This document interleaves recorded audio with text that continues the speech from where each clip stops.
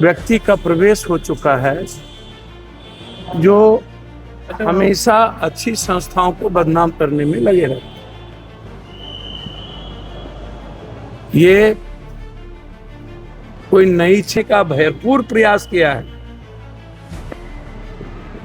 YouTuber कुछ लोग, तो मैं समझता हूं कि क्रिमिनल के तरह दोनों शिक्षक को ट्रीट नहीं करना चाहिए। तो फिर आपको बाउंसर की क्या जरूरत है और इस मलजुद की क्या जरूरत है और इस तरह के अहंकार, ये अहंकार का क्लैश।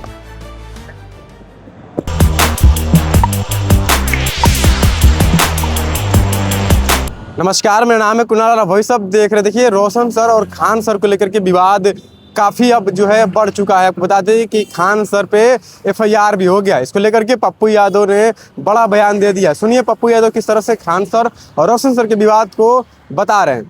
खान सर की गिरफ्तारी के लिए सर थाना में एफआईआर हो चुकी है। जिस तरह से दो शिक्षक आपस में लड़े, ठीक है। पहले प्रश्न कर लीजिए तब। इसमें मत रखो, 40 में मत रखो। सर, खान सर के कोचिंग के बाहर फायरिंग भी कहाँ लगाए? पहले खान सर के द्वारा नकारा गया, फिर बाद में उनके अंगरक्षकों के द्वारा ही गोली चलाई गई।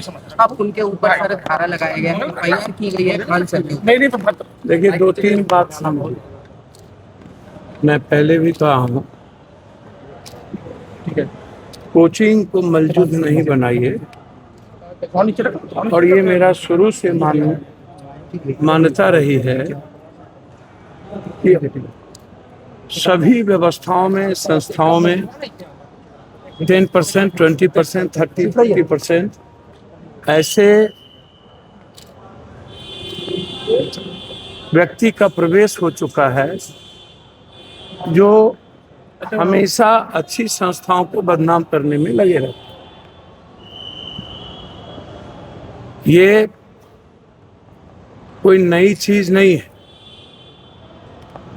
आप दिल्ली में भी बड़ी बड़ी घटनाओं को देखिएगा, कोटा में भी आप देखिए।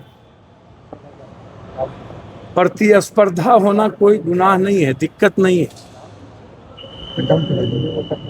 दोनों टीचर शिक्षक हैं,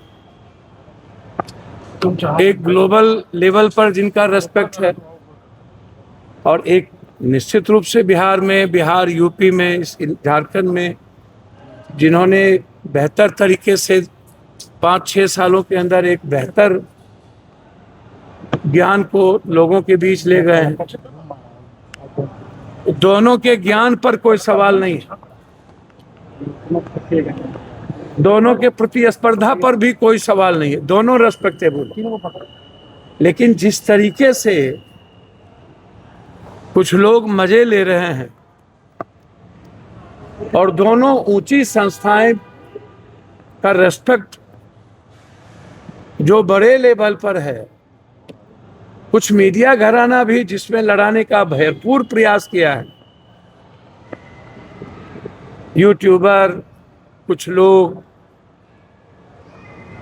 तो मैं समझता हूं कि क्रिमिनल के तरह दोनों शिक्षक को ट्रीट नहीं करना चाहिए। लॉ को मानना ही है। ना तो रोशन जी थे और ना ही खान कहीं गोली चलाने में खुद है। गार्ड ने गोली चलाई, वो गलत है। रोशन कहीं नहीं थे, उनको जेल भेज देना वो गलत है। और अब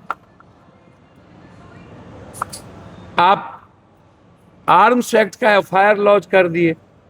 हम तो पहले ही कहते हैं, ये जो मेडिकल डॉक्टर हैं जो बड़ा बड़ा बाउंसर रखते हैं, या एजुकेशन में जिन तरीके से बाउंसर रखी जा रही है, ये क्या है? क्यों आप एक शिक्षक को, एक डॉक्टर को बाउंसर की क्या जरूरत पड़ जाती है?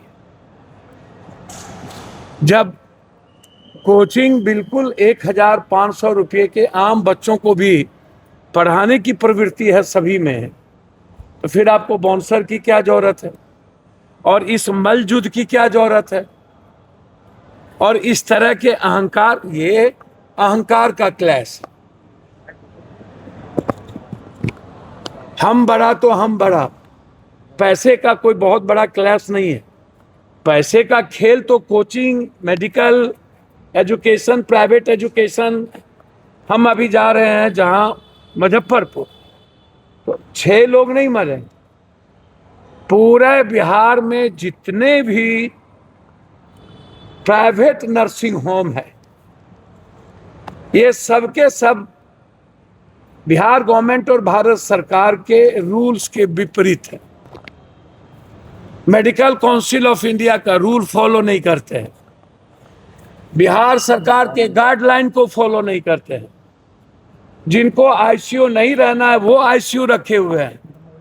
आईसीयू में 27 आदमी को आप रखे हुए हैं 6 आदमी के नाम पर। आप आम जनता को लूटते हैं। जिन्हें वेंटिलेटर की जरूरत नहीं है आप वेंटिलेटर देते हैं, जिन्हें आईसीयू की जरूरत नहीं है आप आईसीयू देते हैं। पूरे बिहार में चाहे बाईपास हो, पटना हो, सभी जिले में प्राइवेट नर्सिंग होम आतंक मचा के रखा हुआ है, लगभग 60 और 80% के बीच। इस संस्था की जांच हो। हम माननीय निशांत बाबू से आग्रह करेंगे कि पूरा बगैर किसी बिहार सरकार के रूल्स के कोई भी प्राइवेट नर्सिंग होम ना चले, उसी तरह कोई भी प्राइवेट कोचिंग ना चले। हम तो कह ही रहे हैं। तो सुना आपने, पप्पू यादव ने साफ कहा कि खान सर भी अच्छे टीचर हैं और रोशन सर भी अच्छे टीचर हैं। दोनों की अच्छे से जांच होनी चाहिए और शिक्षकों को फंसाया नहीं जाना चाहिए, यानी कि जो गोली चला है उनको अरेस्ट करना चाहिए या जो मारपीट की है उनको अरेस्ट करना चाहिए। पप्पू यादव ने साफ कहा कि व्यवस्था को अपनी सुधारनी चाहिए, जो व्यवस्था उनके पास नहीं है वो छात्रों को उपलब्ध कराना चाहिए। तो अब देखना होगा कि इसके बाद सरकार क्या एक्शन लेते हैं। फिलहाल खान सर पे FIR जो है वो हो चुकी है, कभी भी उनकी गिरफ्तारी जो है वो हो चुकी है। अब देखना होगा कि कब तक खान सर जो है वो गिरफ्तार होते हैं। बहुत बहुत धन्यवाद। चैनल को सब्सक्राइब करें, लाइक करें।